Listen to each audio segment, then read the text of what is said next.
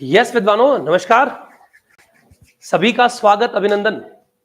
तो चलिए साहब बढ़ते हैं आगे। हम चर्चा कर रहे हैं आज की क्लास में ईएमआरएस पीजीटी मैथमेटिक्स 2023 के पेपर सॉल्यूशन की, जो भी रिसेंटली आपका एग्जाम हुआ है ईएमआरएस पीजीटी मैथमेटिक्स का, उसके पेपर को सॉल्व करने की हम चर्चा कर रहे हैं।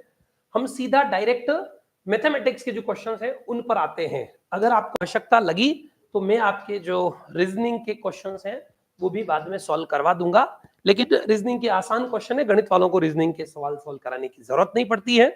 कम से कम पीजीटी वालों को तो जरूरत नहीं पड़ती है। टीजीटी वाले चलो फिर भी नए विद्यार्थी हो, कुछ तो जरूरत पड़ सकती है। मैं हाँ हो जाएगा। रीजनिंग को ज्यादा थोड़ा इन्होंने लेंथी क्वेश्चन दिए हैं, दिखने में थोड़ा पढ़ने में जो है वक्त लग रहा है, बाकी क्वेश्चन इजी है। चलिए अब हम देख रहे हैं मैथमेटिक्स के क्वेश्चन, ध्यान से समझिए। सॉल्यूशंस की चर्चा कर रहे हैं विद्वानों, देखिए ध्यान से। आप लोग जल्दी जल्दी इनके रिप्लाई करेंगे, जवाब देंगे कि इसका आंसर क्या है। ऑनलाइन वाले भी और ऑफलाइन वाले भी रिप्लाई करेंगे कि क्या होना चाहिए। सिंपल सिंपल क्वेश्चन है। तो सॉल्यूशन नंबर 51, ये हमारा जो भी कोई कोड वर्ड है पेपर का, आपको क्वेश्चन सामने दिख रहा है, इस क्वेश्चन को निभाइए। ठीक है, इंटीग्रेशन ऑफ x की पावर 5, सीधा सीधा i is equal to x की power 5 upon x square plus 1 dx। आप जानते हैं इंटीग्रेशन के बारे में, जब भी ऊपर वाले फंक्शन की डिग्री नीचे वाले फंक्शन की डिग्री से बड़ी या बराबर हो तो इस ऊपर वाले में इस नीचे वाले का भाग दे देते हैं। तो सीधा सीधा आपको रफ में क्या कर देना है, x की पावर 5 में एक्स स्क्वायर प्लस 1 का भाग दे देना है। तो ऊपर वाले को थोड़ा सिंप्लीफाई करें, आंसर डी आ रहा है। कुछ कह रहे हैं आंसर डी आ रहा है ऑफलाइन वाले। चलिए देखते हैं। भाग देंगे तो यहां पर एक्स क्यूब से मल्टीप्लाई करना पड़ेगा, राइट। एक्स क्यूब से मल्टीप्लाई करेंगे तो एक्स की पावर 5 प्लस एक्स क्यूब, फिर गौर से देखिए साहब, माइनस माइनस ये कैंसल, ये आ गया माइनस एक्स क्यूब। अगेन इसको किससे मल्टीप्लाई करें, माइनस एक्स से, तो क्या हो जाएगा minus x cube minus x, right. Again sine change कर लिए, प्लस प्लस ये कैंसल प्लस एक्स। अब इसको मल्टीप्लाई करके तो बना नहीं सकते हैं। तो निष्कर्ष क्या निकला, इससे निष्कर्ष ये निकला है देयरफॉर, क्या निष्कर्ष निकला कि x की पावर 5 को हम यूक्लिड डिवीजन एल्गोरिथम से क्या लिख सकते हैं, भाज्य बराबर भाजक इंटू भागफल प्लस शेषफल। तो x square plus 1 into this, x square plus 1 into x cube minus x plus x में x की पावर 5 को ऐसा लिख सकता। डायरेक्ट हो सकता है दिमाग में ऐसा आए नहीं कि इसको ऐसा तोड़ के लिख दे, पर ये भाग विधि से तो आ ही जाता है। इतना सा काम आपको यहां पर ऐसे करना है। ऐसा जैसे ही किया तो i इज इक्वल टू क्या मिल गया, x की पावर 5 को हम क्या लिख सकते हैं, एक्स स्क्वायर प्लस 1 इंटू में, मैं डिटेल सॉल्यूशन बता रहा हूं इसलिए शांति से आप अगर देखते रहे। अगर आपको समझ नहीं आ रहा है या आपका ये क्वेश्चन सॉल्व नहीं हुआ है, जिन्होंने एग्जाम दिया है, जिन्होंने नहीं दिया जो टीजीटी वाले हैं, वो इन सवालों को ध्यान से देख लेना। इसी पैटर्न के इसी तरीके के क्वेश्चन आगे भी आ सकते हैं, तो आपको हेल्प मिलेगी। तो यहां पर हो सकता है कि पेपर बनाने वाले सेम ही लोग हो, है ना। जो मैथ्स बनाने वाले हैं वो टीजीटी पीजीटी दोनों बनाए हो सकता है उनका नेचर, उनका दिमाग एक ही तरीके से काम किया हो। यहां पर क्या आ जाएगा साहब, इंटीग्रेशन की बात करें तो ये कट जाएगा, तो एक्स क्यूब माइनस एक्स और फिर पीछे इधर plus x upon x square plus 1 into dx. अब आप देख लीजिए कई बार क्या होता है, आधा क्वेश्चन सॉल्व करते ही हो जाता है आंसर। एक्स क्यूब का इंटीग्रेशन एक्स की पावर 4/4 माइनस एक्स का माइनस एक्स स्क्वायर बाई 2, अगर ऐसा वाला पोर्शन किसी एक ही ऑप्शन में हो तो वो निकाल लो, नहीं तो फिर थोड़ा आगे और सॉल्व करना पड़ेगा। तो देख लेते हैं, एक्स की power 4/x minus x square by a में है, ये प्लस है स्वाहा, ये प्लस है स्वाहा, यहां वापस माइनस है। तो अब यहाँ प्लस 1/2 और माइनस 1/2, तो आपको फील आ रहा है ना, मैं इसको टी मान भी लूंगा तो प्लस वाला आएगा। तो दिख रहा है या तो ऑप्शन ये होगा या सवाल गलत होगा। तो आंसर हम यहां से देख के बिना सॉल्व किए भी हम बोल पा रहे हैं कि 1/2 log of x square plus 1 आएगा, क्योंकि हम इसको टी मानेंगे तो माइनस तो होगा नहीं, प्लस 2x dx dt होगा तो 1/2 प्लस ऐसा आएगा। तो दिस प्लस सी, समझ आ रहा है क्या। तो आपका आंसर क्या आ गया, डी आ गया है। This was your question number 51, पहला सवाल। ठीक है, इससे पहले पहले रीजनिंग के और दूसरे क्वेश्चन थे, यहां से 70 सवाल गणित के थे। ये था पहला क्वेश्चन, समझ आया क्या, किसी को कोई प्रॉब्लम, नो प्रॉब्लम। आंसर इसका क्या होना चाहिए, बिल्कुल डी ही होगा, होना क्या चाहिए, है ना। अगला देखिए सॉल्यूशन नंबर 52। यस विद्वानों, 52 का क्या जवाब है बताओ जल्दी से। The function f of x is equal to cot inverse x plus x increases in the interval। ये फंक्शन किस अंतराल में इंक्रीजेस, या हिंदी में कहे तो वर्धमान है। ठीक है, तो फंक्शन कहां वर्धमान, वर्धमान का पता कैसे करते हैं? अगर उसका फर्स्ट डेरिवेटिव 0 से बड़ा या बराबर हो तो सीधा सीधा आपको इसका फर्स्ट डेरिवेटिव 0 से बड़ा या बराबर देखना है। तो f of x is equal to cot inverse x plus x। बताइए cot इनवर्स x का डिफरेंशिएशन क्या होता है?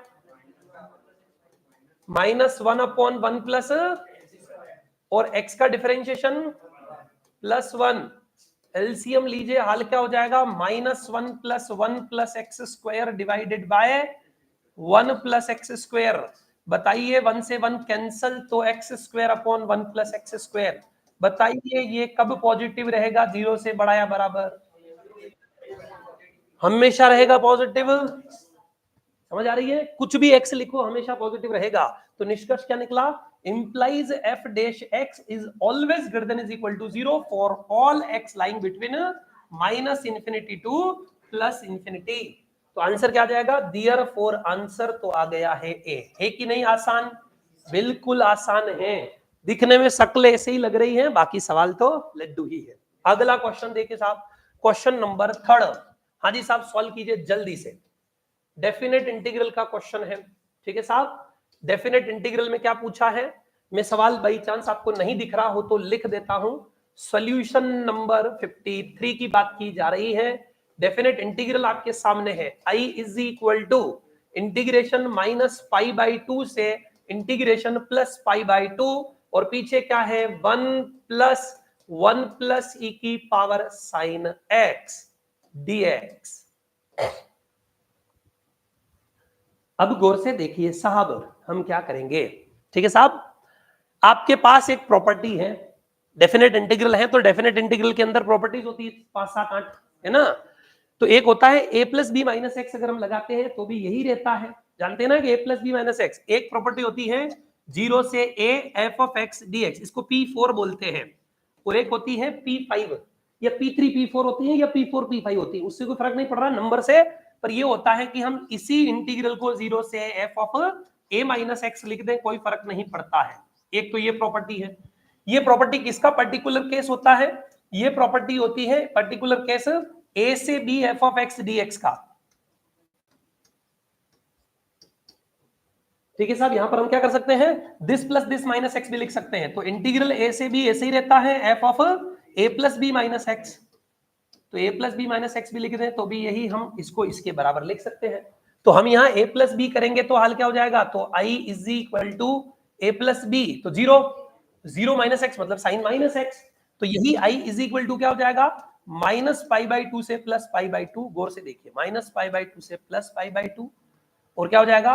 1 अपॉन 1 प्लस e की पावर साइन 0 माइनस एक्स, यानी कि माइनस साइन एक्स। क्या आपको थोड़ा थोड़ा समझ आ रहा है?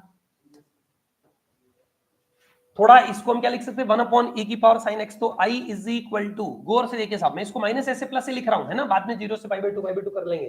ठीक है, यहां पर 1 अपॉन e की पावर साइन एक्स, e की power sine x plus 1, e की पावर साइन एक्स ऊपर जाएगा तो e की power sine x divided by 1 plus e की पावर साइन एक्स। समझ आ रहा है? Into dx। अब आप इसको ऐड कर दीजिए, ये फर्स्ट नाम दे दीजिए, इसको सेकंड नाम दे दीजिए। By first plus second, first और सेकंड को ऐड करेंगे तो क्या मिलेगा? Implies i plus I 2i is equal to integration दोनों में सेम है, -a से +a में, a को π/2 बाद में लिख दूंगा। यहां पर क्या हो जाएगा? दिस प्लस दिस, तो 1 प्लस e की पावर x, ऊपर भी सेम नीचे भी एलसीएम यही तो है सेम। क्या आपको दिख रहा है क्या सूरवीरों? समझ आ रही है? दिस इंटू dx कैंसल हो गया, तो निष्कर्ष क्या निकला? 2i is equal to -a से +a इंटीग्रेशन 1 dx का इंटीग्रेशन x, तो x लिमिट लग जाएगी -π/2 से +π/2। तो आपको क्या दिख रहा है यहां से साहब? π/2 minus of -π/2, that is pi आ गया है। तो ये पाई आपका रिजल्ट आ गया है, पर पाई गलती से मत लगा देना। 2i इज इक्वल टू पाई है, तो यहां से i इज इक्वल टू क्या हो जाएगा? π/2। समझ आया क्या? तो यह आपका अगला क्वेश्चन का आंसर इस तरीके से सॉल्व हो जाएगा, राइट? तो π/2 यानी कि सी इस क्वेश्चन का आंसर है। डन। समझ आ रही है कथा, सवाल समझ आ रहा है? This was your third question of this exam.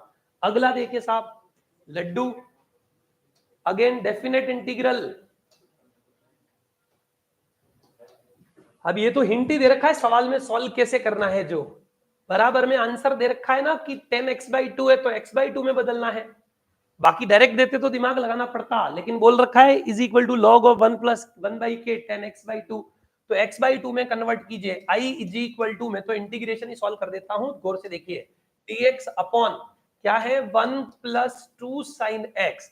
Sir paper का लेवल क्या था? मॉडरेट था।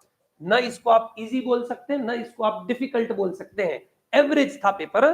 तो एवरेज पेपर में जिनकी प्रिपरेशन अच्छी होती है वो लोग कमाल कर लेते हैं, ठीक ठाक है ना, भला कर लेते हैं। जिनकी अच्छी नहीं होती उनके लिए डिफिकल्ट हो जाता है। जिनकी प्रैक्टिस अच्छी नहीं है तो इसलिए प्रैक्टिस हमेशा अपनी अच्छी ही रखें, ठीक है साहब। जो पहली बार पेपर दे रहे होते हैं उनके लिए समस्या होती है कि ऐसे ऐसे पेपर फिर वो तो पता नहीं क्या किया जाए, राम जाने, है ना। देखिए हाफ दी एंगल में रिड्यूस कीजिए, सीधा सीधा dx अपॉन, गौर से देखिए साहब, सीधा सीधा पूरा कंप्लीट सॉल्यूशन बता रहा हूं, ध्यान से देखिए, प्लस यहां पर sin 2x मानो तो 2 sin x यानी कि 4 sin x/2 cos x/2। ये आपको दिख रहा है क्या? cos 2x को मैं क्या लिख सकता हूं? 2 cos square x - 1। मैं ये वाला फॉर्मूला लगा रहा हूं ताकि 1 कट जाए, फिर भला हो जाए, कॉमन आ जाए, फिर सॉल्व हो जाए। तो यहां पर हमने लगाया 2 cos square x/2 - 1 वाला cos 2x का फॉर्मूला। यहाँ cos 2x का, यहाँ sin 2x का फॉर्मूला समझ आ रहा है क्या?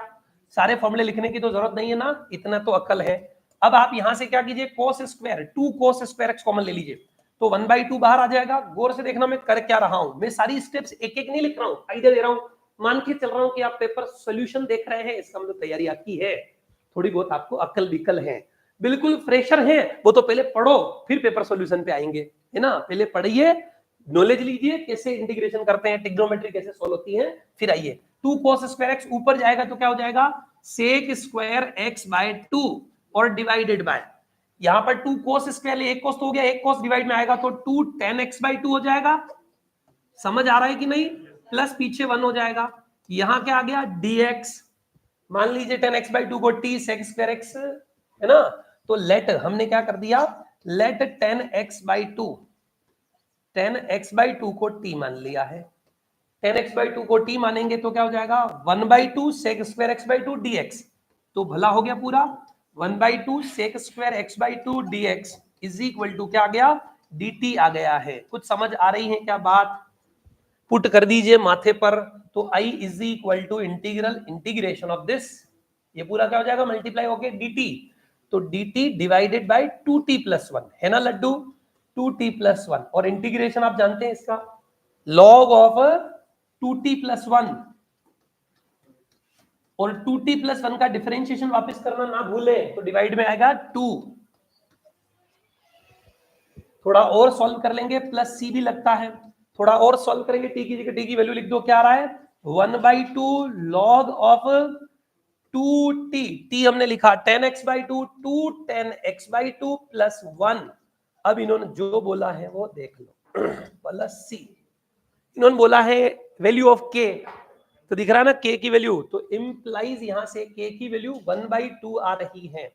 ऑप्शन में जरूर होगा, आंसर आपका आ जाएगा 1/2, विच इज डी ऑप्शन, ठीक है। तो आंसर आपका डी सही है इस सवाल का, ठीक है। क्या सर इसी तरीके से चलेगा पूरा पेपर? पूरा पेपर ऐसे ही चलेगा, इसी तरीके के क्वेश्चन है सबके अंदर। कुछ कुछ डायरेक्ट थोड़े ज्यादा आसान भी आएंगे बीच बीच में, बाकी कुछ ऐसे, कुछ इससे थोड़ा सा लेवल ऊपर भी जा सकता है, कुछ थोड़ा सा लेवल ऊपर जा सकता है। पहले पहले इंटीग्रेशन के सवाल है, पेपर में मिक्स नहीं किया इन्होंने, है ना, मिक्सचर नहीं किया है, लगभग लगभग साथ साथ दिए हैं, जिस जिस टॉपिक के क्वेश्चन है वो लगभग लगभग एक साथ दिए हैं। तो चलिए साहब क्वेश्चन नंबर, बाकी जनरली शफल भी कर देते हैं, इंटीग्रेशन का एक या एक बीच में, एक लास्ट में, एक है ना आईसीटी के बीच में, एक टीचिंग मेथड्स के बीच में, है ना, ऐसे मिक्स भी कर देते हैं कई बार पेपर के अंदर। हद तो तब होती है जब इंग्लिश हिंदी के बीच में भी मिक्स कर देते हैं, तो वहां फिर मामला भारी हो जाता है कि हिंदी भी अलग है, इंग्लिश भी अलग है, ढूंढ ढूंढ के करना। यहाँ सेपरेट है, सेक्शन वाइज है सारा, टीचिंग मेथड्स अलग है ना, फिर आईसीटी अलग है, हिंदी अलग है, इंग्लिश अलग है, तो ये बढ़िया है। बाकी बच्चा पहले से तो परेशान है, गणित का पेपर है, ऊपर से वो और इधर उधर मिक्स कर देते हैं परेशान करने के लिए। तो वैसे भी पेपर लेंदी होता है। यहां पर पेपर ठीक था, मतलब मॉडरेट, ऐसा तो आएगा ही, इससे सरल तो कोई पेपर आज के बाद आएगा ही नहीं, मान के चलना, इससे तो ऊपर ही आएंगे, सरल कभी नहीं आएंगे, जमाना गया सरल का। The area of the reason bounded by the parabola and line, इस लाइन और इस पैराबोला के मध्य, तो आपको सिंपल सा देखना है, ये पैराबोला है कोई, ये एक रेखा है, इनसे परिबद्ध क्षेत्र क्या होगा, क्षेत्र देखना है। तो गौर से देखो, इन दो से परिबद्ध y is equal to 2x minus x square, right, done, दिख रहा है। और एक लाइन है, एंड लाइन क्या है, y is equal to x. कुछ नहीं पता ज्यादा, तो भी आपको ये तो पता ही है कि x जीरो पे y भी जीरो, y जीरो पे x भी जीरो, तो पैराबोला ओरिजिन से गुजरेगा, y की पावर सिंगल है तो इसके सिमेट्रिक ऐसा ऐसा कुछ होगा पैराबोला, एग्जैक्ट बनाने की जरूरत नहीं है।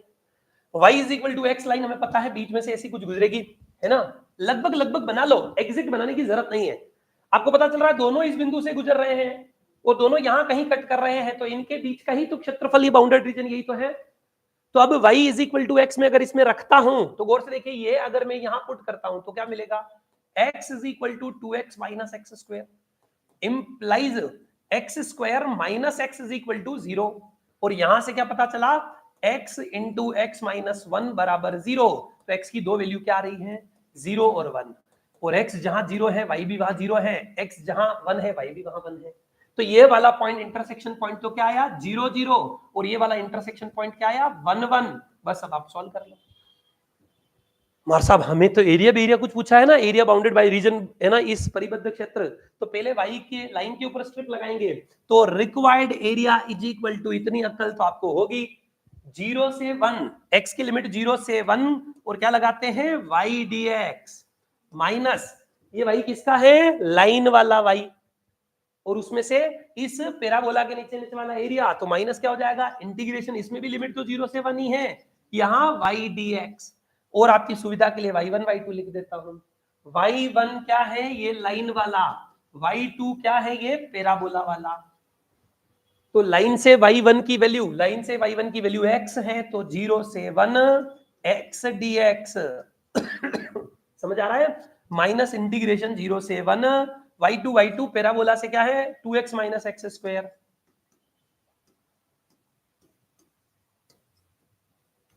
डन, एक ही साथ सॉल्व कर लो, एक्स स्क्वायर बाई 2, यहां पर माइनस एक्स स्क्वायर बाई 2, 2 से 2 कट जाएगा, minus minus plus x cube by 3, और लिमिट 0 से 1 है, लगा दो लिमिट 0 से 1, 1 लिखेंगे, 0 का कोई मतलब ही नहीं है, सब 0 हो जाएंगे, तो अपर लिमिट 1 लिखते क्या जाएगा, 1/2 माइनस 1, 1/2 माइनस 1 प्लस 1/3, समझ आ रही है। तो यहां पर क्या हो जाएगा, एलसीएम ले लो, 6 लघुत्तम आ रहा है, 6 लघुत्तम आने के बाद यहां आ जाएगा 3 माइनस यहां क्या आ जाएगा 6 प्लस यहां क्या आ जाएगा 2, तो -1/6, एरिया कांट बी नेगेटिव, तो नेगेटिव नेगेटिव पे ध्यान नहीं देना है, तो देयरफॉर असली एरिया क्या आ जाएगा, मॉड ऑफ -1/6 दैट इज 1/6, तो आंसर ये होना चाहिए। कैलकुलेशन चेक कर लेना, मैं उस पर फोकस नहीं कर रहा हूं, आप लोग सिर्फ पर होगा ऐसे सॉल्व, ठीक है, कैलकुलेशन देख लेना कहीं गड़बड़ ना आया हो, मेरे हिसाब से तो आंसर ऐसे ही आ रहा है, कंसेप्ट यही है, इसी तरीके से सॉल्व होगा आंसर। एक बार और चेक कर लेना कैलकुलेशन, माइनस प्लस मिस्टेक हो तो इधर उधर ना हो जाए, ठीक है। 1/6 आ रहा है, डन, चलिए, तो 1/6, अच्छा वो माइनस वाला है इसलिए उधर बन रहा है, इसलिए माइनस का प्लस हो जाएगा, हाँ, तो हालांकि हमें उस पर ध्यान जो देने की आवश्यकता नहीं थी, क्योंकि हम जानते हैं एरिया कांट बी नेगेटिव, तो नेगेटिव होता नहीं है तो पॉजिटिव, इसका मतलब नीचे हो रहा होगा, इसलिए नीचे वाले एरिया को हम नेगेटिव लेके चलते हैं तो पॉजिटिव हो जाता है, तो इसलिए यहाँ पर +1/6 यानी कि आंसर ऐसा आएगा। पैराबोला एग्जैक्ट हमें ऊपर क्योंकि नेगेटिव है, -x² कॉमन लेंगे यहाँ पर, है ना, स्टैंडर्ड इक्वेशन लगाएंगे तो उल्टा बन जाएगा, माइनस कॉमन आ रहा है इस वजह से -x² माइनस 2x ऐसा हो जाएगा, माइनस ऑफ दिस। अगला है साहब वेक्टर का क्वेश्चन। सर क्या है वेक्टर का क्वेश्चन, गौर से देखिए, अभी देखते हैं क्या है वेक्टर का सवाल। सॉल्यूशन नंबर 56, ध्यान से समझिए, इसी तरीके के 70 सवाल हैं, सब ऐसे कैसे हैं, लगभग कुछ कुछ ज्यादा आसान भी है। लेट ए बी बढ़िया वेक्टर, बी इज ऑल्सो बढ़िया vector, be two vectors, a plus B and a minus B has magnitude 12, इनका मैग्नीट्यूड दे रखा है, then one such vector is, ठीक है। मान लीजिए कि a तथा b दो सदिश है, यदि एक सदिश जो दोनों सदिशों a प्लस बी तथा a माइनस बी के लंबवत है, इंग्लिश में क्वेश्चन पूरा वो लिखा हुआ नहीं है ना, तो ये हमारे हो सकता है टाइपिस्ट लोगों से मिस्टेक हुई हो, पर कुल मिलाकर हिंदी में पूरा लिखा हुआ है, इसलिए मैंने हिंदी में पढ़ा क्योंकि इंग्लिश में समझ नहीं आया मुझे, है ना। तो ऐसा एक वेक्टर और है जो a प्लस बी और a माइनस बी के क्या है, लंबवत है, का परिणाम उसका मैग्नीट्यूड 12 है, तो सदिश क्या होगा, तो मजूरी करनी है। लेट a वेक्टर दे रखा है, a वेक्टर क्या है 3i plus 2j plus cap cap लगा देना, कैप लगाने की मेरी आदत नहीं है। b वेक्टर क्या दे रखा है i cap plus 2j cap minus 2k cap, right. हमें a और b से वास्ता नहीं है, हमें तो a plus B a minus B चाहिए। a प्लस बी क्या आएगा 4i plus 4j 0k, 0k का कोई मतलब नहीं है। a माइनस बी ये भी वेक्टर दे रखा है, तो a माइनस बी वेक्टर क्या होगा 2i ये 0j 4k, राइट।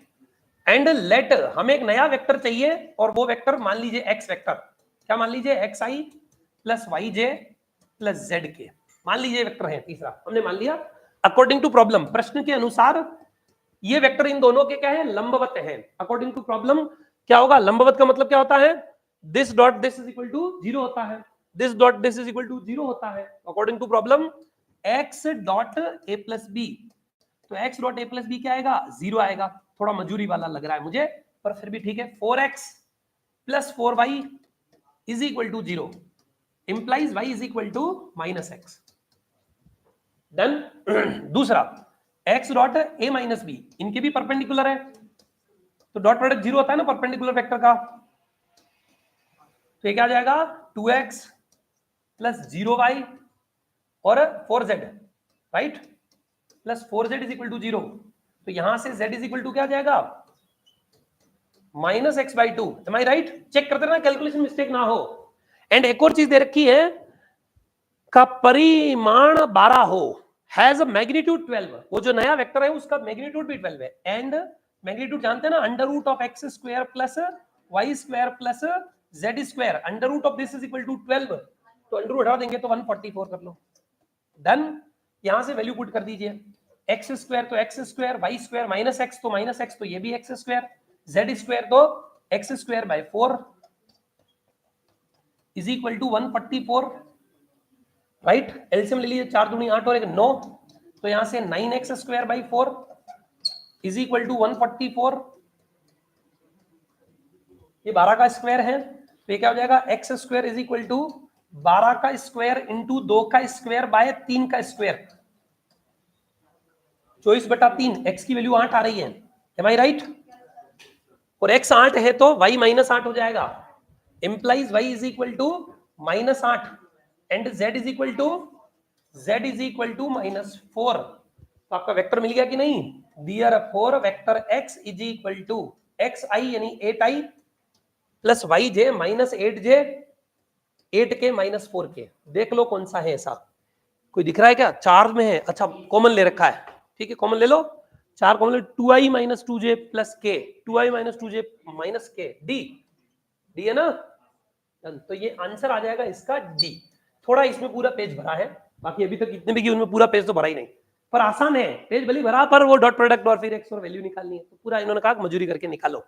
और आप ट्राई भी कर सकते हैं, ऑप्शन से भी चेक कर सकते थे, ए प्लस बी के साथ जिसका डॉट प्रोडक्ट क्या आना चाहिए 0 आना चाहिए और इसका मैग्नीट्यूड 12 हो। मैं बोल रहा हूं हजम हो रहा है कि नहीं? किसका मैग्नीट्यूड 12 है? तो इत्तेफाक से इन्होंने सबका मैग्नीट्यूड 12 दे रखा है, तो मजूरी फेल होती है आपकी, है ना। सबका मैग्नीट्यूड 12 दे रखा है, क्योंकि ये दिख रहा है ना 2 4 वैल्यू माइनस प्लस चेंज है, बाकी वो सेम ही है, खाली वो डॉट प्रोडक्ट किसके साथ 0 हो रहा है, तो आप इसको इसके साथ डॉट प्रोडक्ट करके देख सकते हो किसका डॉट प्रोडक्ट 0 हो रहा है किसका, तो ऑप्शन से भी चेक कर सकते हैं। ये सॉल्व करने का प्रोसेस मैंने बता दिया है, जो भी तरीका आपको ठीक लगे सॉल्व कर सकते हैं। सर cos 90 का कांसेप्ट क्या है? cos 90 का concept a dot b is equal to mod a mod b cos theta होता है। समझ आ रही कि नहीं आ रही है? cos 90 का मतलब वो डॉट प्रोडक्ट दोनों का जो है, और अगर 90 डिग्री एंगल है तो cos 90 क्या होता है 0 होता है, इसलिए a डॉट b 0 होता है। समझ आया क्या हुआ है, क्या बोला मैं? a डॉट b की डेफिनेशन क्या है? वेक्टर a डॉट b, हाँ जी क्या बोल रहे हैं, समझ आ गया? तो a डॉट b वो होता है ना परपेंडिकुलर, लंबवत है, उसका मतलब a डॉट b की डेफिनेशन होती है a dot b is equal to mod a mod b cos theta, और थीटा यहाँ पर 90 डिग्री दे रखा है, लंबवत मतलब परपेंडिकुलर, है ना। इंग्लिश में नहीं, हिंदी में सही है ना, ये आप लंबवत देख लेना, हिंदी में ठीक है ना। इस पेपर में भी स्टार्टिंग में इंस्ट्रक्शन में लिखा हुआ है कि अगर सवाल हिंदी का गलत हो हम नहीं जाने, इंग्लिश वाला सही है, ये तो हमारे टाइपिस्ट ने गलती की है शायद, है ना, तो इस वजह से जो है ऐसा हो रहा है। बाकी हैज मैग्नीट्यूड है ना परपेंडिकुलर दोनों, ठीक है, हिंदी में सीधा लिखा हुआ है, तो डी आंसर है। ऑप्शन से भी चेक कर सकते हैं, ए प्लस बी के साथ इसका डॉट प्रोडक्ट 0 आ रहा है, ए प्लस बी के साथ इसका डॉट प्रोडक्ट भी 0 आ रहा होगा, और बाकी कुछ है उनमें नहीं आ रहा होगा, कुछ कुछ देख लेना उनका नहीं आ रहा होगा। Done, this was your question number 7। Next देखिए साहब, अगला क्या है सवाल 57 वेक्टर का। अगेन देखिए साहब, वेक्टर तो बचपन से ही पढ़ के आए आप लोग, आसानी कथा है ना, 11वीं 12वीं में होता है। If the vector A, vector B, vector C form the sides BC CA AB respectively of the triangle ABC, then तो क्या कथा होगी, है ना। वेक्टर ABC एक ट्राइंगल आपको मान लीजिए ABC दे रखा है, मान लिया ये त्रिभुज ABC है, और BC को क्या बोल रखा है, वेक्टर ए रेस्पेक्टिवली, मतलब ये वेक्टर ए दे रखा है, मान लीजिए इसको इसी दिशा में, ठीक है। फिर CA इस दिशा में बोल रखा है, तो ये वेक्टर क्या हो गया, BC दे रखा है, CA क्या दे रखा है, B वेक्टर दे रखा है, और AB वेक्टर क्या दे रखा है आपको, AB वेक्टर दे रखा है, C वेक्टर है, right, from the sides respectively of this. Then पूछा है इनमें से कौन सा रिजल्ट होगा, डॉट प्रोडक्ट और क्रॉस प्रोडक्ट और वगैरह वगैरह प्रोडक्ट लगाने हैं आपको और देखना है। तो चलिए गौर से देखिए, वी हैव, हम यहां से क्या जानते हैं, this plus this is equal to उल्टा होता है ना, जानते हैं कि नहीं जानते हैं, मैं कुछ बोल रहा हूं मुझे हो रहा है कि नहीं, this plus this is equal to इसका उल्टा होता है, ट्राइंगल लॉ है ना, वेक्टर एडिशन है ना, समझ आ रही है नहीं। तो a plus B is equal to c, ऐसा होता तो c होता, तो ये c उल्टा है तो माइनस c होगा, तो we have a plus B is equal to minus c। ये समझ आया क्या आपको, triangle law of vector addition जानते हैं ना, दिस प्लस दिस तो इज इक्वल टू ऐसे होता है उल्टा डायरेक्शन में, तो ये ऐसे सेम डायरेक्शन में दे रखा है तो माइनस c लिख देंगे, दिस डन। अब इनमें डॉट में तो 0 बोल रखा है, क्रॉस अगला वाला क्रॉस करके देखो, a cross a plus b a, हाँ इधर ही ले लो भले, इधर ही देखा क्या, इधर ही देखा, चलो कोई बात नहीं। तो यहां से क्या आ जाएगा, a क्रॉस a जो भी सेम 0 होता है, प्लस a क्रॉस b, ये इधर आ जाएगा तो क्या हो जाएगा, plus a cross c is equal to 0। ऐसा कुछ है क्या रिजल्ट, b है, बस यही आंसर है, ये लड्डू था, है ना। तो कुछ ऐसे लड्डू भी मिलेंगे बीच में, कुछ ऐसे लड्डू भी मिलेंगे जहां पर डायरेक्ट है रिजल्ट। तो ये आपका आंसर बी आ गया 57, ठीक है। बाकी पेपर का लेवल अगर मैं बात करूं तो मॉडरेट था, है ना, डिफिकल्ट तो आप बिल्कुल बोल नहीं सकते हैं इसको, क्योंकि डिफिकल्ट जैसा तो अभी तक एक भी सवाल अपने को परेशान करने वाला दिखा नहीं है, पर इसको इजी भी नहीं बोल सकते हैं कि बिल्कुल लड्डू था। इंटीग्रेशन का भी सवाल आपने देखा पीछे, ठीक ठीक जो है क्वेश्चन थे, है ना, लेवल के हिसाब से जो है थे।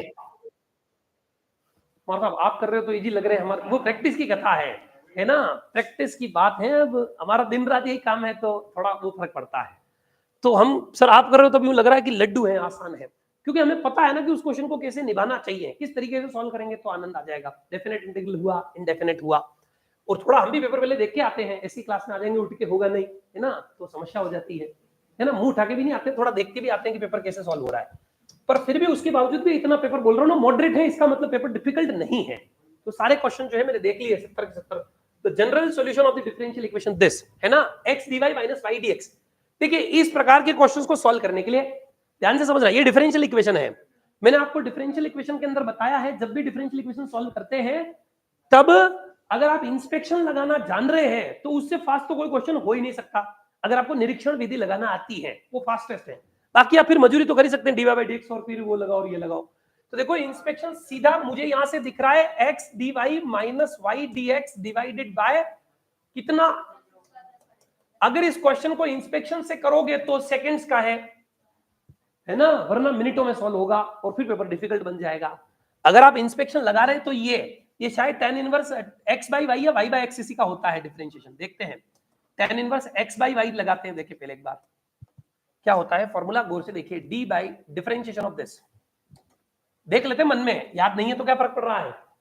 इसका डिफरेंशिएशन क्या होता है, रफ में कर लो solve, 1/1 plus x square upon y square, और x बाई y का पहले u dash v minus u v dash, तो y dx minus x dy divided by y square, sorry हाँ है ना, हमें x बाई y का करना है y स्क्वायर, ठीक है।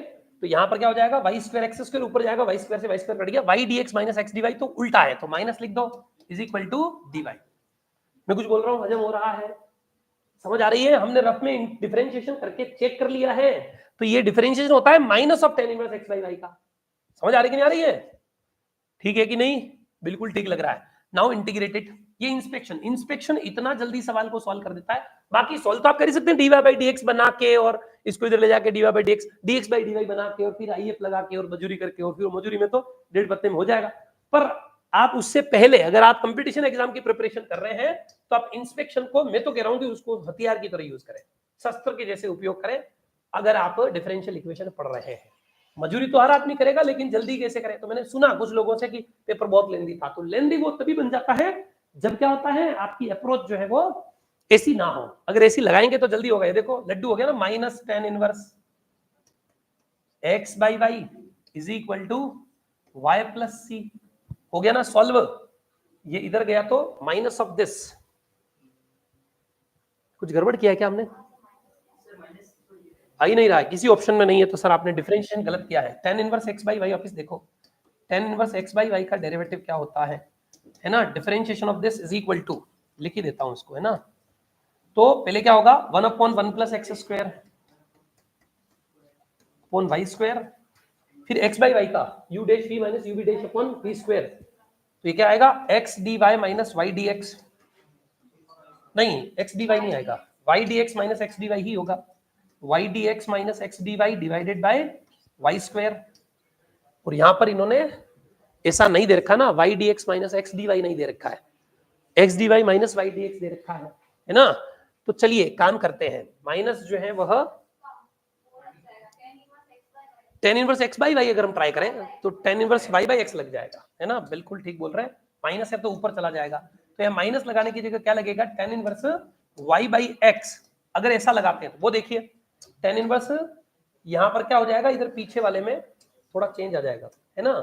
x dy minus y dx divided bye x square आएगा, और यहां पर भी वही आ जाएगा, तो चलो कोई बात नहीं, है ना। गौर से देखो, यहाँ y बाई एक्स लग जाएगा, ठीक है। y बाई एक्स का फॉर्मूला ये इंस्पेक्शन से 1 plus y square upon x square, और यहां पर क्या हो जाएगा, y dx sorry x dy minus y dx, है ना, y dx divided by x square. तो इस बार ये कट जाएगा और ये वापस आ गया, तो उसको ऐसा लिख दिया, तो यहां से क्या हो जाएगा, tan inverse y by x is equal to y plus c, ठीक है। ये पीछे नीचे फॉर्मूला है, ये भी रख दो एज इट इज रहने दो, थोड़ा सा और सॉल्व कर लो आगे, तो ये कैंसिल होके क्या जाएगा, x dy minus y dx। तो अगर इंस्पेक्शन का ये फॉर्मूला डायरेक्ट ध्यान में है तो बढ़िया, नहीं ध्यान में तो मैंने अभी बनाया वैसे बना लो, कुछ क्षण में पता चल जाएगा। समझ आ रही है? तो यहां से सीधा सीधा रिजल्ट क्या मिल जाएगा, y is equal to x into tan of y plus C, y into x plus, दिख रहा है ना, राइट।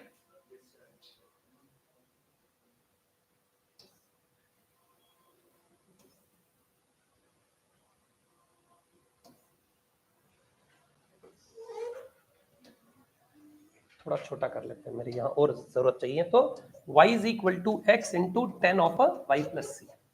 तो इजी है क्वेश्चन, ज्यादा डिफिकल्ट नहीं है। डिफिकल्ट तो तब बन जाता है जब आप खुद डीवाई बाई डीएक्स में जाओगे और वहां थोड़ा आईएफ निकाल के सॉल्व करने की कोशिश करोगे, तो मामला थोड़ा सा टेढ़ा है, अदरवाइज तो शानदार है, ठीक है। आंसर सी है, देख लेंगे, है ना, answer C. Done, this was your question number 58। ये 58 वाला सवाल। अगला देखिए साहब 59, हमारे साहब क्या है ये भी कुछ है तो सही, क्या दे रखा है देखते हैं सवाल में क्या दे रखा है, if a curve y is equal to f x passes through the point 1 minus 1 and satisfy the equation, this differential equation again, है ना, देन एफ ऑफ मतलब वही पहले y dy बाई dx निकालना है, y निकालना है और उस y के अंदर माइनस 1/2 पुट कर देना है, और 1 माइनस 1 से c भी निकाल, तो आईवीपी का क्वेश्चन है ना, बाउंड्री वैल्यू जो है, सॉरी बाउंड्री कंडीशंस का क्वेश्चन है। बाउंड्री कंडीशंस दे रखी, initial value problem, boundary value problems जानते हैं आप लोग। तो सीधा सीधा इस डिफरेंशियल इक्वेशन को क्या करना है, सॉल्व करना है। तो यहां से y dx minus x dy divided by x y, ठीक है साहब। इसमें भी इंस्पेक्शन लगा दें, y dx minus x dy divided bye, अच्छा यहां पर भी y dx और x dy, कोशिश कर लेते हैं, y dx plus x y dx is equal to x dy, inspection ठीक रहेगा, इसको उधर भेज दो। तो dx is equal to x dy minus y dx divided by x y. Solve कर लो, हो गया solve. dx is equal to हो वाई स्क्वायर है क्या? तो फिर तो x को यहां से अपने को इधर ही रखना पड़ेगा, x इधर वाई स्क्वायर इधर। ठीक है, चलिए अब खेल खत्म। समझ आ रहा है? ये किसका differentiation? Differentiation of x by y। ठीक चल रहा ना? माइनस में तो इधर माइनस रख लो, क्या फर्क पड़ रहा है? ठीक है, नाउ इंटीग्रेटेड। कुछ कथा समझ आ रही, चल क्या रहा है? इसे इंस्पेक्शन मेथड कहते हैं, कंपटीशन एग्जाम के लिए बना है ये, है ना? बाकी तो आप इसमें dy बाई dx निकाल के भी सॉल्व कर सकते हो, dy बाई dx, फिर इस x को भाग दोगे, फिर if निकालोगे, फिर general solution q into if, और वो पूरा प्रोसेस तो है ही है, उससे भी आंसर यही आएगा। और हमारा चुटकी बजा के आ गया है सर। कहां आ गया? ये देखो, x बाई वाई इधर से इधर जाएगा तो plus x square by 2 is equal to c, या प्लस सी, कुछ भी लिखो। अकॉर्डिंग टू प्रॉब्लम ये किससे 1 - 1 से पास हो रहा है? According to problem passes through किससे होकर गुजर रहा है? Passes through 1 - 1। तो ये 1 - 1 से होकर गुजर रहा है, तो हाल क्या हो जाएगा साहब? इंप्लाइज 1 - 1 लिखिए, क्या हाल हो जाएगा? -1 और 1/2 is equal to C, implies C is equal to plus -1/2। Right? समझ आ रहा है कि नहीं आ रहा है विद्वानों? आ रहा है ना? सी की वैल्यू आ गई, यहां पुट कर दीजिए देयरफॉर, और फिर y की वैल्यू निकाल लीजिए। तो therefore x by y is equal to -x square by 2 -1/2। तो 2 आ जाएगा, एलसीएम क्या आ गया? Minus of x square plus 1/2। आ गया, ये x बाई वाई है तो y बाई एक्स क्या हो जाएगा? Implies y is equal to, निकाल लो, उल्टा कर लो पहले, y by x is equal to 2 by this, x multiply कर दो तो क्या आ जाएगा? 2x minus 2x upon x square plus 1। क्या मैं बोल रहा हूं? समझ आ रहा है किया क्या है? वहां आपको भी डायरेक्टली स्टेप्स करनी पड़ेगी, वहां एग्जाम में एक एक स्टेप करने बैठोगे तो टाइम स्वाहा हो जाएगा। तो इसको रेसिप्रोकल कर लिया y बाई एक्स, इसको reciprocal 2 by x square plus 1, x multiply कर लिया। मुझे y चाहिए, क्यों चाहिए? y is equal to f x, उसमें 1/2 लिखना है ना, this is equal to f x. ये हमारा एफ एक्स आ चुका है, ये निकालना था हमें, और एफ एक्स निकल गया। इंप्लाइज एफ ऑफ -1/2 पूछा है। अब इसमें और तो इससे शॉर्टकट मेरे पास कुछ नहीं है, इंस्पेक्शन लगा के सॉल्व करके फिर वैल्यू पुट कर दो। तो -1/2 तो पुट करना ही पड़ेगा, -1/2 पुट करेंगे तो क्या हो जाएगा? ऊपर माथे पर 1 डिवाइड में 1/4 प्लस 1, तो ये 4 1 5/4 4/5, 4/5 कोई है क्या आंसर? बी आंसर है। समझ आ रहा है क्या? मैं करूंगा तो सवाल तो आसान लगेंगे ही, है ना, मास्टर हूं, थोड़ा तो फर्क पड़ेगा, पर आप खुद भी जब करेंगे तो धीरे धीरे धीरे धीरे प्रैक्टिस में आएगा। ठीक है, पहली बार कोई एग्जाम दे रहा है, दूसरी बार कोई एग्जाम दे रहा है, किसी ने जीवन में पढ़ रखा है, किसी ने नहीं पढ़ रखा है, उसका फर्क पड़ता है। तो वो एग्जाम की बात है, समय समय की कथा है। अगला क्वेश्चन देखिए, 60th क्वेश्चन, सॉल्यूशन नंबर 60 देखिए साहब, सॉल्यूशन नंबर 60वां सवाल देखो जल्दी से। क्या है? If a unit vector a makes angle π/3 with i, π/4 with j and theta with k, then the value of theta is, theta की वैल्यू पूछी है और 0 से पाई में होना चाहिए थीटा। अकॉर्डिंग टू प्रॉब्लम, प्रश्न के अनुसार क्या बोला है? ए कोई भी है, अच्छा वेक्टर तो एक ही है ए, तो x I plus y J plus z के मान लो, है ना। ए π/3 एंगल बना रहा है विद दिस, तो ए डॉट आई, गौर से देखो, a dot i is equal to, a क्या है? यूनिट वेक्टर, तो mod a mod i cos π/3, ये प्रश्न के हिसाब से ये बोल रखा है। फिर अगला ए डॉट जे मॉड ए, यूनिट वेक्टर तो मैग्नीट्यूड 1 होता है, जे ये भी यूनिट वेक्टर, इसका मॉड्यूलस भी 1 होता है। कोस क्या दे रखा है? π/4, कोस π/4। अगला थीटा, ए डॉट के साथ क्या दे रखा है? ए के कोस थीटा, जहां थीटा की वैल्यू 0 से पाई के बीच में होनी चाहिए। अब यहां से देखिए, इंप्लाइज ए डॉट दिस क्या होता है? एक्स में let x A is equal to, let A vector unit vector is equal to x I plus y J plus z K, right, ऐसा मान लेता हूं। तो ये x बाकी 0 है दोनों, तो x is equal to 1 1 cos π/3, cos π/3 क्या होता है? 1/2, तो x की वैल्यू 1/2 आ गई, y की वैल्यू यहां से y की वैल्यू 1/√2 आ गई, and z is equal to cos theta आ गया। क्या आपको आनंद आ गया? एंड अकॉर्डिंग टू ए का magnitude and a unit vector है, magnitude of a is equal to 1 है, मॉड 1 है इसका, तो under root of x square plus y square plus z square is equal to क्या आएगा? 1 आएगा। तो मैं स्क्वायर कर देता हूं तो 1 का स्क्वायर 1 ही होता है, तो यहां से x square 1/4, y square 1/2, theta square चाहिए हमें, ये तो cos थीटा का स्क्वायर, तो cos square theta is equal to 1। cos square theta क्या आ जाएगा? cos square theta is equal to 1 minus 1/2 minus 1/4, ले लो लघुत्तम 4, क्या आ जाएगा? 4 माइनस 2 माइनस 1 दैट इज, ठीक है ना, 1/4, ठीक है 1/4, तो 1/4, ठीक है, तो ये आ गया 1/4, और यहां से cos स्क्वायर थीटा है तो cos theta is equal to plus minus 1/2, समझ आ रही है? तो प्लस वाली वैल्यू तो कहां होती है? π/3 पर, समझ आ रही है? π/3 ऑप्शन में नहीं है ना, तो इसका मतलब यहां से थीटा की वैल्यू क्या आएगी? थीटा इज इक्वल टू एक तो π/3 और दूसरा पाई माइनस π/3। ये ट्रिग्नोमेट्री से दिख रहा है आपको, ट्रिग्नोमेट्री सीधा सीधा 1/2 कहां आएगी? cos थीटा पॉजिटिव का होता है फर्स्ट क्वाड्रेंट, तो फर्स्ट में तो π/2 होती है, π/3 पर वैल्यू 1/2 होती है, एक नेगेटिव का होता है 1/2 वापस सेकंड क्वाड्रेंट में, तो पाई माइनस, क्योंकि 0 से पाई के बीच में ही देखना है, तो या तो फर्स्ट या सेकंड क्वाड्रेंट में होगा, फर्स्ट क्वाड्रेंट में 1/2, सेकंड क्वाड्रेंट में -1/2, तो -1/2 ये होगा, तो आंसर इन दोनों में से कोई होगा, is equal to either π/3 answer होगा या फिर 3 माइनस पाई 2 π/3 होगा। क्या है इसमें देखो, 2 π/3,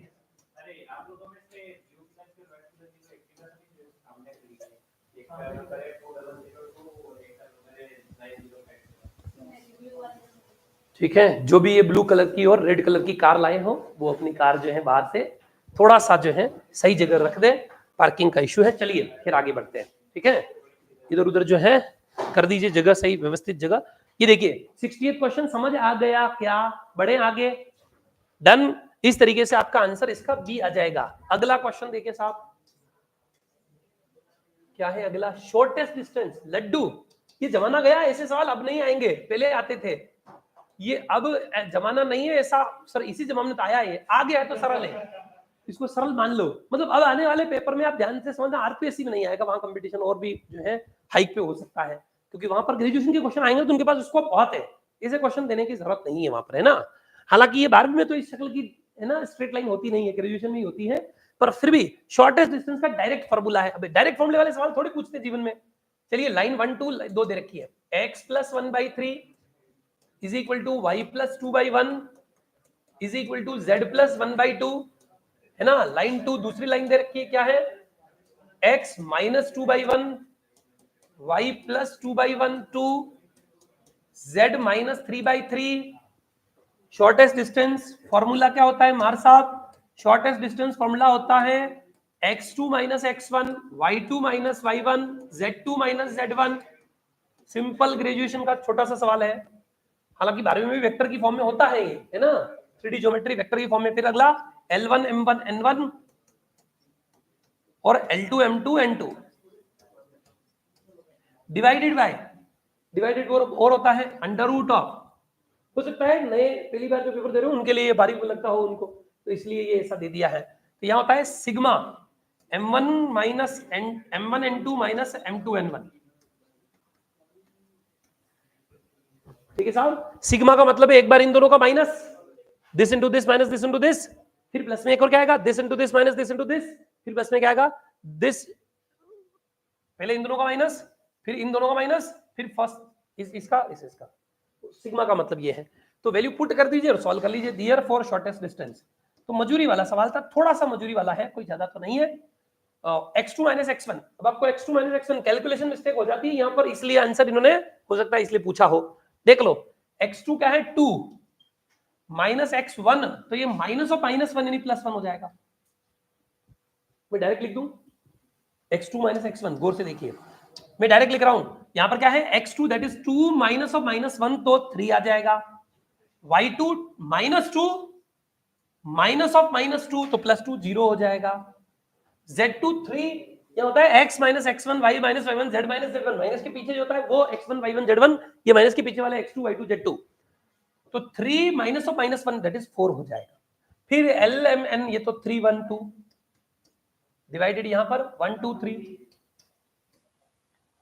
डिवाइडेड बाय अंडर रूट में 3 माइनस 4 -1 का स्क्वायर, इसका भी स्क्वायर का सम होता है, ठीक है साहब।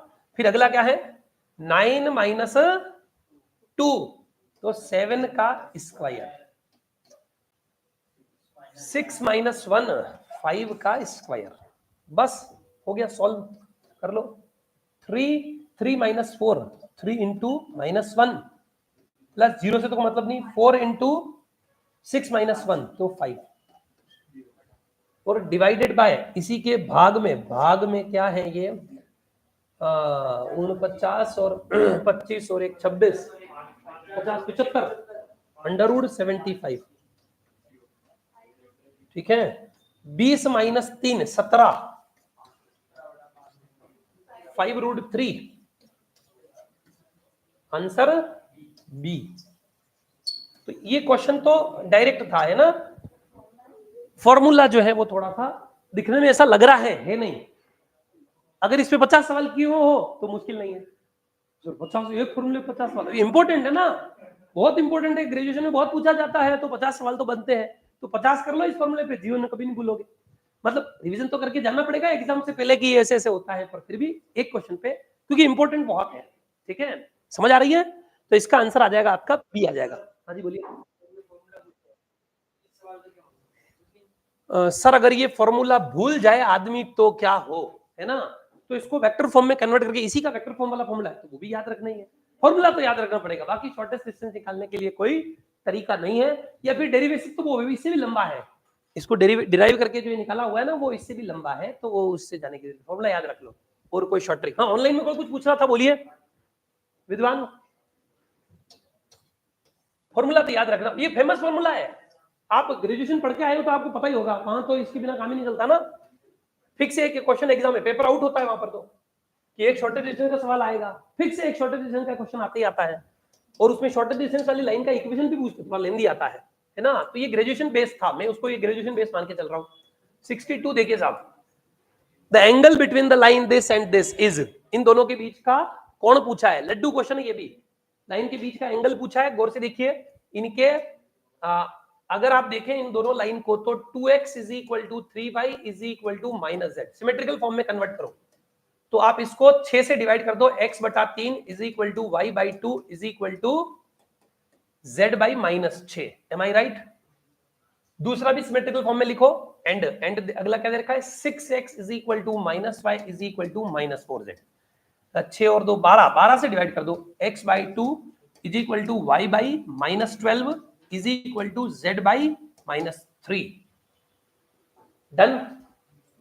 फॉर्मूला लगा दो, एंगल पूछा है ना, तो क्या हो जाएगा, इसमें एंगल का फॉर्मूला क्या होता है, दो लाइन है उनके ये दे रखे हैं, तो cos theta is equal to L1 L2 plus M1 M2 plus N1 N2, ऐसे करके देखते हैं, है ना। अगर इनके जो डायरेक्शन कोसाइन है, इनका प्रोडक्ट अगर 0 हो तो एंगल क्या होता है 90 डिग्री होता है, समझ आ रही कि नहीं आ रही है। तो प्रोडक्ट का कोफिशिएंट देख लीजिए, तो L1 into L2 plus M1 into M2 plus N1 into N2, इनकी वैल्यू चेक कर लो, ठीक है। डिवाइड में under root of L1 square plus L2 square plus L3 square, ऐसे भी होता है, cos theta is equal to करके, है ना। डिवाइड में cos theta is equal to mod of this divided by under root of, याद है आपको L1 square plus M1 square plus M1 square, ऐसे कुछ याद आया, कुछ ऐसा ऐसा हमारे साहब याद आ तो रहा है, और एकदम से एग्जाम में तो प्रैक्टिस रिवीजन करके जाओगे, प्रैक्टिस करके जाओगे तो याद आएगा, समझ आ रही है। तो इनका प्रोडक्ट करेंगे तो 3 2 जा 6, इनका प्रोडक्ट -24, इनका प्रोडक्ट +18, हो गया माथे पर 0, तो 0 बटा कुछ भी है, कोई टेंशन नहीं है। cos थीटा 0 कब होता है 90, तो implies cos theta is equal to 0, तो क्या हो गया साहब, implies theta is equal to 90 degree, ठीक है साहब, तो आंसर क्या आ जाएगा, बी आ जाएगा। समझ आ रही है बात? एंगल बिटवीन, ये डायरेक्ट क्वेश्चन थे ज्योमेट्री के, एंगल बिटवीन टू जो लाइंस और shortest distance between two lines, तो उनके लिए डायरेक्ट फॉर्मूला जो है लगा के आपको सॉल्व करना था। ये नीचे वाला देख लेना, जो भी आए फर्क पड़ नहीं रहा आपको, है ना। डन। फिर देखिए अगला 63, which of the following points lies on the line passing through the point this and parallel to the vector this। ठीक है, अगला क्वेश्चन क्या है, सॉल्यूशन नंबर 63, ज्योमेट्री और वेक्टर, ये वेक्टर और ज्योमेट्री के क्वेश्चन थे एक साथ। ठीक है, which of the following points lie on the line passing through the point, इस पॉइंट से पास होने वाली line and parallel to the vector, इस वेक्टर के पैरेलल है ना, उसके ऊपर जो है कौन से पॉइंट लाई कर रहे हैं। अगर हम उसकी बात करें तो विद्वानों क्या है हमारे पास, हमें क्या चाहिए, which of the following points lies on the line, कौन सा पॉइंट जो है उस लाइन के ऊपर स्थित होगा।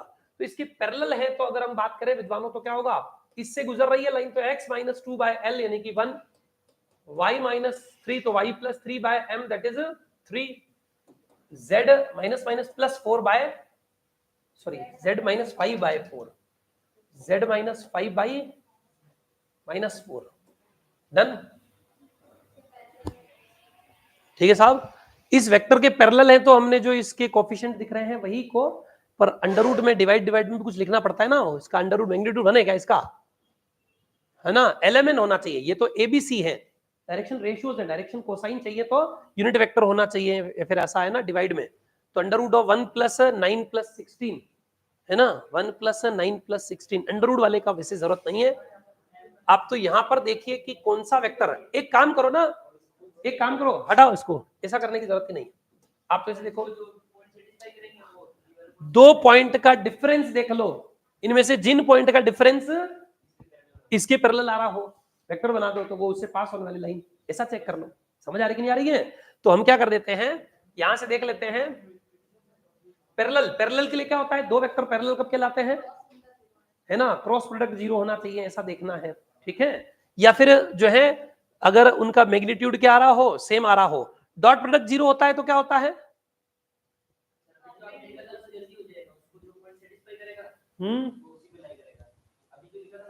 वो लाइन लिखी थी वो, यहां से के मान ले, any point of this line, sir इसको सेटिस्फाई करने वाला पॉइंट अगर हम देखें, देखो वो तो यहां पर अगर हमें दिख रहा हो कि हाँ पैरेलल है, तो वैसे यहां पर डिवाइड में रूट आ भी जाएगा, तो वो रूट में रहेगा, उससे कोई फर्क पड़ेगा नहीं, के लिख के हम पॉइंट लिखते हैं और उसके बाद फिर एक्स वाई जेड की वैल्यू निकालते हैं।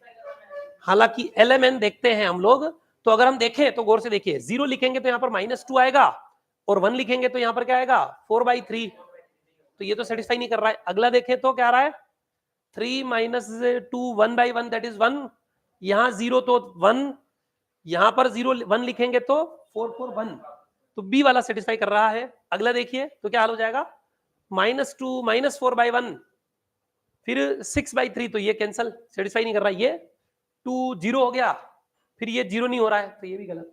तो सिर्फ एक ही पॉइंट है ये जो इस लाइन को क्या कर रहा है, सेटिस्फाई कर रहा है, ओनली बी, है ना, only B that is 3 0 1 satisfy this line. ठीक है, इससे कर सकते हैं। और दूसरा बताता हूं, देखो सेटिस्फाई दिस लाइन, दूसरा तरीका देखिए, दिस लाइन।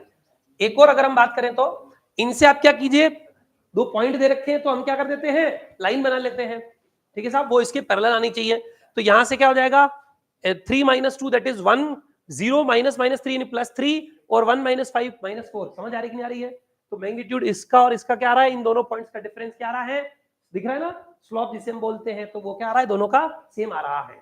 तो आप यहां से पॉइंट भी दे सकते हैं, और आप क्या अप्लाई भी कर सकते हैं, x2 - x1, ये तो आपका x1 x2 x3 है, इसमें से x2 y2 z2, x1 y1 z1 x2 y2 z2, तो अगर मैंने इसको x2 y2 z2 नाम दे दिया है, वेरीफाई करने के लिए आप ऐसे भी देख सकते हैं, x1 y1 z1 जल्दी सॉल्व करने के लिए। बाकी पूरा डिटेल ज्योमेट्री तो हम सॉल्व नहीं करेंगे, पर ध्यान से देख लो। तो x2 - x1 that is 3 - 2 which is 1, y2 - y1 that is 0 - of -3 that is +3, और z2 - z1 दैट इज, तो 1 minus of 5 that is -4 and ये वेक्टर क्या होगा, डेफिनेटली इस वेक्टर के पैरेलल होगा, ठीक है, विच इज पैरेलल टू, समझ आ रही है बात, तो आंसर बी होगा which is parallel to vector A i plus 3j plus -4k, तो आंसर आपका यहां पर बी हो जाएगा। This was your question number 63। 64 देखिए साहब, चलिए जल्दी से देखिए 64 क्वेश्चन क्या है, solution number 64। 5 horses are in race, 5 घोड़े एक दौड़ में है। Mister A selects 2 of the horses at random, वो 2 घोड़ों को सेलेक्ट करता है, प्रोबेबिलिटी आ गई है साहब, ध्यान से देखना, एंड बेट्स ऑन देम, और उनके ऊपर वो शर्त वर्त लगाता है ना। The probability that mister A selected the winning horse is, simple सवाल है, लड्डू है, एक दौड़ में 5 घोड़ों ने हिस्सा लिया, मिस्टर ए ने यादृच्छया 2 घोड़ों को चुना, तो उसने 2 डिसाइड कर लिया ये मेरे ए और बी घोड़े हैं, ठीक है, और उन पर शर्त लगाई कि मेरे इन दोनों में से कोई भी मेरा आगे आएगा तो मैं जीता, उन 2 के ऊपर पैसे लगा दिए, जो भी लगा दिया है ना, उन 2 के ऊपर शर्त लगा दी। मिस्टर ए द्वारा जीतने वाले घोड़े की चुनने की प्रायिकता कितनी है, तो सिंपल है ना, आप ई इवेंट की बात कर रहे हैं तो उसने क्या चुने हैं, ए बी 2 चुने हैं, सैंपल स्पेस क्या है, टोटल 5 घोड़े हैं, उसने विनिंग वाले ए बी 2 घोड़े चुन लिए हैं, सैंपल स्पेस है A B C D E, 5 घोड़े, मैंने घोड़ों को ऐसा नाम दे दिया है, तो प्रोबेबिलिटी ऑफ दी विनिंग उस मिस्टर ए के घोड़ों की प्रोबेबिलिटी क्या होगी, 2/5, सिंपल आंसर हो जाएगा बी। कुछ समझ आ रही है क्या बात, 5 में से 2 चुनने की प्रायिकता कितनी होती है, 2/5 होती है, तो सिंपल है क्वेश्चन, प्रोबेबिलिटी का डायरेक्ट क्वेश्चन है, इतना सरल, जनरली पूछते नहीं पर सरल है नहीं, वो घोड़े फिर है ना, यादृच्छयान फिर चुनता है, फिर शर्त लगाता है, तो फिर वो लगाते लगाते क्या होता है, ड्रीम 11 याद आ जाता है, यार मैं भी टीम में लगा तो मेरे तो आती नहीं है, यहाँ पता नहीं प्रोबेबिलिटी 2/5 आ रही है। A random variable x has the probability distribution है for the event e x prime and the number for f, probability of e union f is, ठीक है, तो ये e यूनियन f के आने की प्रोबेबिलिटी पूछी है कि क्या होगी, ठीक है, इसकी प्रोबेबिलिटी बताइए, ठीक है, तो चलिए सॉल्व कर लेते हैं। 65 है ना, सॉल्यूशन नंबर 65, सॉल्यूशन नंबर 65, 51 से चालू किया हमने, है ना, 15 सवालों पे, ये लास्ट क्वेश्चन है, अगली क्लास का भी समय हो चला है, अगले क्वेश्चन आप कल डिटेल में सॉल्व करके आना, हम बाकी के बचे हुए सारे क्वेश्चन जो है वो अगली क्लास में एक साथ देख लेंगे, कुछ आसान भी आएंगे आगे, बैटरी से सेट वगैरह ये है ना, तो लड्डू भी आएंगे, आप सॉल्व कर लेंगे, सब लगभग ऐसे ही है। A random variable x has the probability distribution, ये आपको probability distribution दे रखा है, random variable दे रखा है, x के अंदर 1 2 3 4 5 6 7 8, यहाँ पर इनकी probability भी दे रखी है, probability of x, x की probability क्या क्या दे रखी है साहब, x की 0.15, फिर अगला दे रखा है 0.23, फिर अगला दे रखा है 0.12, फिर अगला दे रखा है 0.1, फिर अगला दे रखा है 0.2, फिर अगला 0.08, फिर 7th वाले में 0.07, फिर अगला दे रखा है 0.05, राइट, पूछा क्या है, for the event E x is a prime number, x क्या है, प्राइम नंबर आने के लिए जो है प्रोबेबिलिटी देखनी है, एंड f क्या है, x इज लेस देन 4 आने के लिए, then the probability of e union f का क्या होता है, probability of e union f is equal to probability of e plus probability of f minus probability of e intersection f, तो लड्डू है simple सा, e क्या है साहब, prime numbers, x is prime, तो 2 3 5 7, राइट, इनकी प्रोबेबिलिटी का सम करना पड़ेगा, ठीक है, और दूसरा क्या है, f के लिए क्या है, x इज लेस देन 4, तो लेस देन 4 1, x इज 1 2 3, ये 3, और मुझे बताइए ई इंटरसेक्शन एफ क्या हो जाएगा, प्राइम भी हो और दोनों भी हो, तो 2 3, इनकी प्रोबेबिलिटी निकाल दीजिए, इंप्लाइज प्रोबेबिलिटी ऑफ ई, तो प्रोबेबिलिटी ऑफ ई क्या हो जाएगा साहब, 2 3 5 7, इनको जोड़ दो, 2 की प्रोबेबिलिटी 0.23, ठीक है, यूनियन निकालने के लिए हम इंटरसेक्शन, इन दोनों को जोड़ के इंटरसेक्शन माइनस कर देंगे, फॉर्मूला जानते हैं ना, probability of e union f is equal to probability of e plus probability of f minus probability of e intersection f, समझ आ रही है, तो वो हम कर लेंगे, हालांकि आप चाहे तो यहां से यूनियन भी कर सकते हैं, तो सब जोड़ लेना, अगर यूनियन करना चाहते हैं तो क्या आ जाएगा 1 2 3 4 1 2 3 5 7 ये सब जोड़ देना है। तो 1 2 3 5 7 या तो जोड़ दो या फिर माइनस कर दो, एक ही बात जो आपको उचित लगे। ठीक है, तो ये आ गया 0.23 प्लस 3 वाले का 0.12। चलो यूनियन ही निकाल लेते हैं, है ना, फॉर्मूला मत लगाओ, ये लो ई यूनियन एफ डायरेक्ट लिख दो। यूनियन एफ क्या आएगा 1 2 3 5 7, पांचों को जोड़ दो, डायरेक्ट ही इसकी प्रोबेबिलिटी लिख दो। ठीक है, फॉर्मूला मत लगाइए, ये लीजिए probability of E union F direct लिख दो। Probability of E union F is equal to क्या आ जाएगा 1 वाले की प्रोबेबिलिटी 0.15, 2 वाले की प्रोबेबिलिटी 0.23, 3 वाले की प्रोबेबिलिटी 0.12, 4 वाली नहीं चाहिए, 5 वाली 0.2, 7 वाली 0.07, तो छोड़ दीजिए। ठीक है, तो 7 और 20 सही है ना, 20 सही है, ये 23 और 7 30, और 30 और 20 50, 50 और 15 65, और 12 77, तो 0.77 ये प्रोबेबिलिटी, यानी कि आंसर आपका क्या आ जाएगा, ऐसा है क्या, बिल्कुल है डी। बात समझ आ रही है? ये रहे हमारे इस फर्स्ट लेक्चर के 15 क्वेश्चन। ठीक है, हालांकि इसमें 70 क्वेश्चन है, तो सर इसे 15-15 करके कितनी बार कराओगे, 15-15 करके नहीं कराएंगे, अगली बार आप सॉल्व करके आएंगे तो जल्दी जल्दी करेंगे। बात समझ आ रही है? एक बार थोड़ा साधारण भाषा में सब कुछ डिटेल में सॉल्व करें, अगली बार में डायरेक्ट बता देंगे, लेकिन क्वेश्चन सॉल्व करके आइएगा। आपको एक दिन का और समय दिया जाता है, आप घर से सॉल्व करके लेके आएंगे, और फिर ज्यादा लंबा हो जाएगा, फिर आपको भी जो है रास नहीं आएगा, बोर होने लग जाएंगे। ये 15 क्वेश्चन हम इस पेपर के सॉल्व कर चुके हैं, अगले हम बचे हुए जो भी 65 क्वेश्चन है वो सॉल्व कर लेंगे। हर टॉपिक के क्वेश्चन इसके अंदर आएंगे, अच्छे सवाल है आपके लिए, नए सवाल है। ठीक है साहब, इसमें रीजनिंग के भी क्वेश्चन है, गणित वालों को रीजनिंग बताने की जरूरत नहीं पड़ती है, पर फिर भी आपको आवश्यकता होगी तो वो बता दूंगा। बात समझ आ रही है? ले लो स्क्रीनशॉट जल्दी से इसके। ये था हमारा ईएमआरएस पीजीटी मैथमेटिक्स का पेपर नंबर, सॉरी जो है ना पेपर था 2023 का, उसका सोल्यूशन डन। हाँ, एक ही पेपर है सर। ईएमआरएस का क्या पैटर्न है जो लोग तैयारी कर रहे हैं कि जीवन में सर और कभी मौका मिलेगा हमें आने का तो हम भी देवें, तो मैं थोड़ा सा एक्सप्लेन कर देता हूं आप लोगों को। ईएमआरएस पीजीटी मैथमेटिक्स जो है उसमें सी टेट नहीं चाहिए, सिर्फ एमएससी प्लस बीएड चाहिए होता है। आप फॉर्म भर सकते हैं, सेंट्रल गवर्नमेंट की जॉब है, तो आरपीएससी से ज्यादा तनख्वाह मिलती है, 70-80 हजार रुपए मिलती है इसमें, मतलब ज्यादा ही पैसे है पैसे वाइज देखे तो, लेकिन जॉब आपको इंडिया में कहीं भी मिल सकती है, उसके लिए आपको तैयार रहना पड़ता है। रेजिडेंशियल स्कूल है, इसलिए आपको दूसरे भत्ते वत्ते और वो भी मिलते हैं, तो शानदार जॉब है, सेंट्रल गवर्नमेंट की जॉब शानदार होती है। पेमेंट ज्यादा इसलिए देते हैं ताकि, क्योंकि कहीं भी मिल सकती है ना जॉब, तो आदमी को तैयार रहने के लिए कि पैसा ज्यादा मिल रहा है तो वो खुश रहता है। हालांकि अगर कम है लोग कैंडिडेट, हालांकि राजस्थान से ज्यादा ही सिलेक्ट होते हैं, तो फिर वो ज्यादा बाहर जाना भी पड़ सकता है, रैंक के ऊपर डिसाइड भी करता है। दूसरा, टीजीटी अगर आप सेकंड ग्रेड के हैं तो सेकंड ग्रेड के अंदर जो है ना सी टेट कंपलसरी है, सी टेट आपका पास होना चाहिए, अगर पास है तो आप फॉर्म भर सकते हैं। अगली जब भी वैकेंसी निकले, इस बार की तो हो गई है, फॉर्म भी भरा गए, एग्जाम चल रहे हैं, फर्स्ट ग्रेड का हो चुका है 16 तारीख को, और अभी जो है सेकंड ग्रेड का 23 तारीख को प्रस्तावित है। समझ आ रही है? इसमें आपको क्या होता है, जीके होता है 10 नंबर का, वो भी जीके नहीं होता है, करंट अफेयर्स।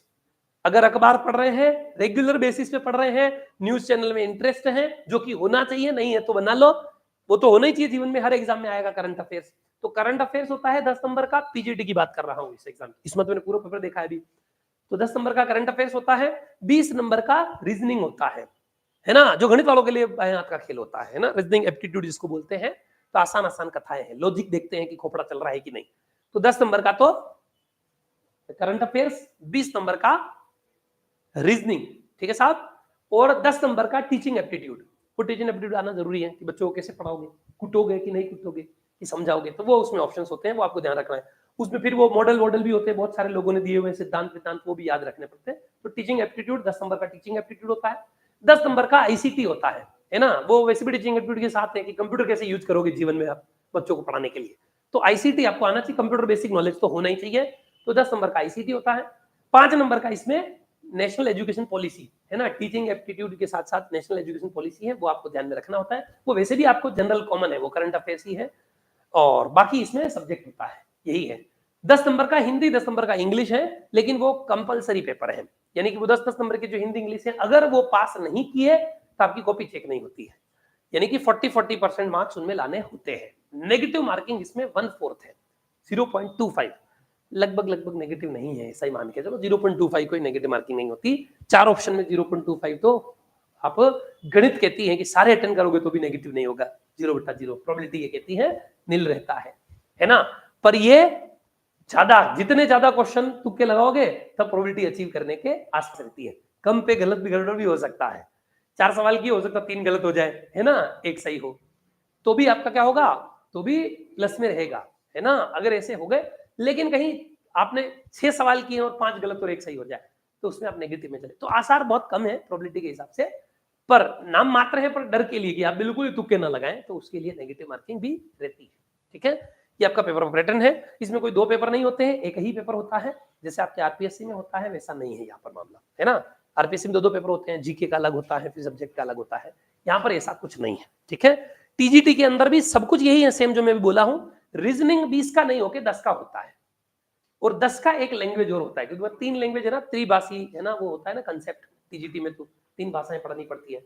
11वीं 12वीं में तो फिर सब्जेक्ट की इतना, लैंग्वेज की इतना कमांड की जरूरत नहीं, 9वीं 10वीं में जरूरत पड़ती है ना, तो त्रिभाषी के हिसाब से वहां पर जैसा कि विद्वान कह रहे हैं कि कोई भी जो है, अब हिंदी इंग्लिश कंपलसरी है, तीसरी लैंग्वेज आप कुछ भी ले सकते हैं, बाध्यता नहीं है कि कौन सी ले, संस्कृत ले, गुजराती ले, है ना, बंगाली ले, आपकी जो इच्छा है वो ले सकते हैं। मानना है कि शायद हिंदी भी वापस ले सकते हैं, है ना, तो 30 नंबर वो कंपलसरी वाले हो गए, वो आपको उसमें 10 में से 40% यानी कि 4 तो लाने ही है, नहीं लाए तो कॉपी चेक नहीं होगी। बात समझ आ रही है? अब आप इसका स्क्रीनशॉट लीजिए। ये आज की क्लास, अगली क्लास में कोशिश करेंगे पूरा सॉल्व करने, नहीं तो 3 क्लास में तो पूरा सॉल्व कर ही देंगे। ठीक है, ये आपका पेपर है ईएमआरएस पीजीटी का, ईएमआरएस पीजीटी मैथमेटिक्स 2023 का, उसका paper solution done, first page complete. चलिए साहब, इसके बाद आपका डायरेक्ट हम मैथमेटिक्स पे आते हैं, रीजनिंग और वो एप्टीट्यूड और वो तो आप जैसे भी आता है आपको, है ना। डायरेक्ट मैथमेटिक्स के क्वेश्चन सॉल्व करते हैं, 51 क्वेश्चन डन। ये 52 पूरे सॉल्व करा दिए हैं मैंने, पूरे डिटेल में एक्सप्लेन कर दिया है आपको 52। ये आपका 53 एक्सप्लेन करते हुए सॉल्व किया है, तो जिनका आगे टीजीटी का एग्जाम है उनके लिए मदद करेंगे ये सब, क्योंकि ये सिलेबस में वो भी, ये भी है सारा वहां। यह आपका 54th क्वेश्चन, फिर ये 55th 55वां सवाल, फिर ये 56वां सवाल, राइट, फिर ये 57, फिर ये 58, फिर ये 59, फिर ये 60, ये 61 61वां सवाल, ये 62, ये 63, ये 64 64 और ये 65। ठीक है साहब, पेपर आपके पास है, आपके ग्रुप्स में सब जगह, मार्केट में वैसे भी वायरल हो चुका होगा अब तक, तो सोशल मीडिया का जमाना है, तो पेपर वहां से आप देख लेंगे और सॉल्व कर लेंगे, सारे क्वेश्चन सॉल्व करके लाएंगे। इससे आगे प्रोबेबिलिटी होगी मेरे हिसाब से 2-4 आगे, है ना, प्रोबेबिलिटी के क्वेश्चन है, फिर हम इससे आगे की चर्चा अगली क्लास में करेंगे। फिर मिलेंगे, तब तक के लिए धन्यवाद। स्टेटिस्टिक्स के भी आएंगे, स्टेटिस्टिक्स के क्वेश्चन भी सॉल्व करेंगे। ठीक है, हाँ जी।